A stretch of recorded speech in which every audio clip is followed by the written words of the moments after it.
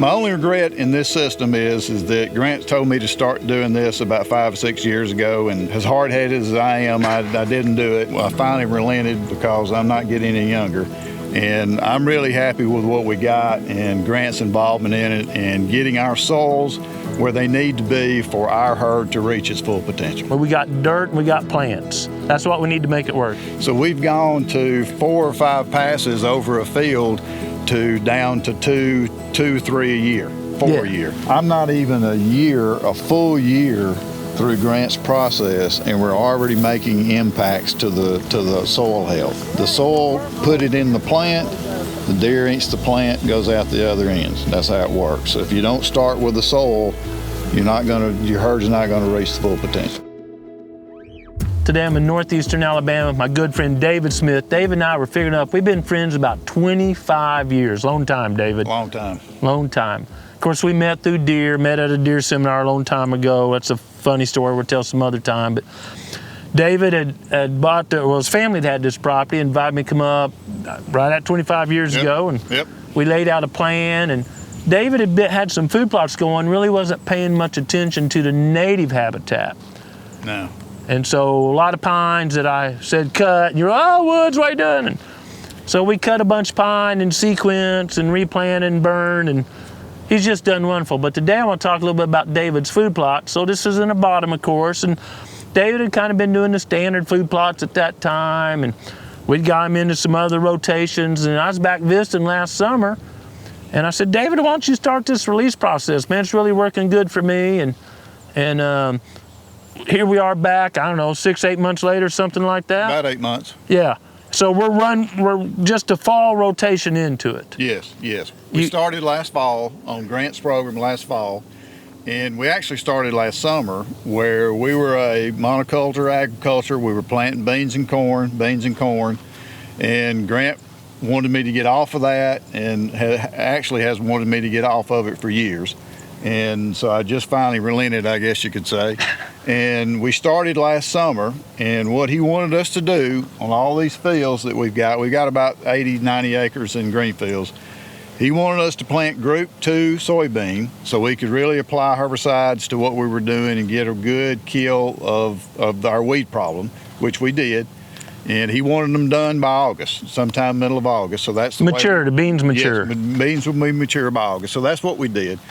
So we started on the Grant's process in the fall with the blends that he recommended, and we're now into the latter part of March, first part of April, and we've now got the cereal rye that is in the blend has started to come up and is getting quite tall. Grant tells me it's higher than what he has at home. Yeah. So we're really happy with it, and we've done some pulling up some clumps and looking at soil, and I don't know if Grant wants to make me feel good or not, but he says that the soil is much, much better than it was than he was here last about 8 months ago. There's a change. This was a real sandy bottom. It was, yes. And I'll dig some up here in a second and show you. It was real sandy and just kind of crumble. Now, I was here in August, but it was sandy. Yes. And we dig it up now, it clumped together. Some organic matter holding it together, some plant grooves. I got a wormhole right here. I'm looking for a worm.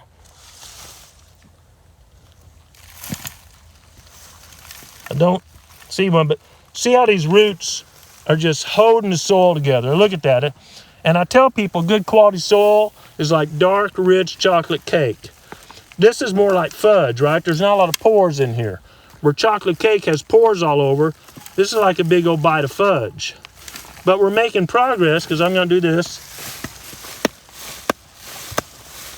You can see the roots sticking off now. And they all have dirt sticking to them. Yeah. And that means there's microbes going in and out of roots. Mm-hmm. The microbes trade carbon that the green makes through photosynthesis. The microbes need carbon, the plants need the nutrients. Mm-hmm. And if you don't have that life going on in the soil, the roots will be white. I'm sure you put up plants and seen white roots before. Oh, yeah. So we're making progress. We went from sand, I mean literally sand, and when I say sand, it was sandy, right, David? Oh, yeah. Oh, yeah. Look at that. Sand, even wet sand, doesn't necessarily make a clump. So we're unequivocally adding organic matter. Remember, this is basically one rotation your fall crop. Oh yeah. So I call this fud soil. It's dark. It smells great. It smells like a high-dollar bag of potting soil. The roots are holding it together really well, but I don't have all the pore space I want. Ah, there's a worm. I kept my record. Worm, you got it, Woods. Kept my record. It's a worm. Kept my record. So ideally, we end up with about 20, 25 worms per square foot or big shovelful. Mm-hmm. And the worms, of course, are defecating all the time. They're just adding fertilizer like crazy. But worms are just an indicator. If you got a healthy worm population, pretty much assures you've got a really healthy microbe population. So there's some fungus right there. Yeah, fungus is very, very healthy for soil. You can see, I don't know if it shows up on camera, little white, itty bitty white fuzzy stuff. So, got a worm, Smith. We're off to the races, buddy. I'm proud of you, Woods. I'm proud of you. Got a worm. Oh, look at there. Oh, yeah. Grub, any kind of grub's good. That's life in the soil, right? Yeah, yeah. So that's good. And when you plant a blend, you almost never have any issue. Of course, you're not having an issue with corn worms or anything like that because you got a blend going. And blends are always healthier than a monoculture. Like if all you ate was one thing, fudge or, a soybean burger, whatever you're eating, you just ate one thing, you wouldn't be healthy. Well, plants feed soil. They leak out carbonic acid of different strengths. Plants feed soil. Matter of fact, I heard a great quote the other day. I think it was Ray Archuleta, I'm not sure, but he said, without plants, you just have dirt, you don't have soil. You got plants to have soil, and David's working on building great soil.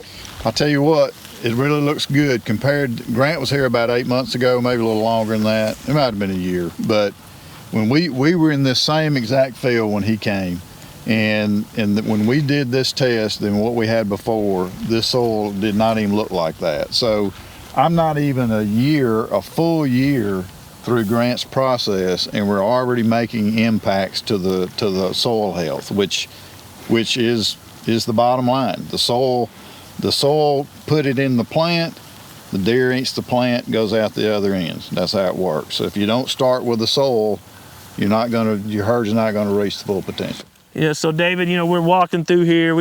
Daniel walked along with us, we walked through. There's almost no weeds, right? I don't see any. Because we're catching the sun up here, and then our clover down low is catching more sun. And a few turnips and stuff deer didn't eat, so you wouldn't want to spend time putting a herbicide on here. And if you herbicide, this is real important. If we herbicide this, of course, you herbicide something for it, just dries up to nothing almost, right? Mm-hmm. But you crimp this over full of moisture, look how thick that is, right? And this isn't even all the way mature. Remember, it's going to be standing up belly tall on me or so. So you crimp this over, you just crimp over some here, it makes a weed mat. And you're not getting any sun down to soil. And the reason this works, even a clover seed or a buckwheat seed, something small, it's got enough what I call onboard energy in the germplasm to push up through that mulch and make a couple of leaves and photosynthesize. But you've probably never even seen a ragweed seed or a pigweed or some. Those seeds are real small. Plants may make 100,000, 500,000 seeds. They're so small, they get in the shade down there and they get warm and moist and germinate, but they run out of energy before it gets up through all the mulch and they starve to death because they can't photosynthesize. Mm-hmm. And of course, cereal rye, has the allelopathic chemicals in there, which is what a walnut tree. You probably have noticed, being a hunter, you are, that grass doesn't grow too well under a walnut tree. Yeah. Walnuts have allelopathic chemistry, and so does cereal rye. What that is to keep other seeds from germinating because they're selfish. They don't want any competition. Now, that chemistry in a cereal rye is not enough to keep, again, a clover or a corn or soybean or something like that, soybean, sunflower, from germinating. But that itty bitty seed, like a weed seed, it will keep from germinating.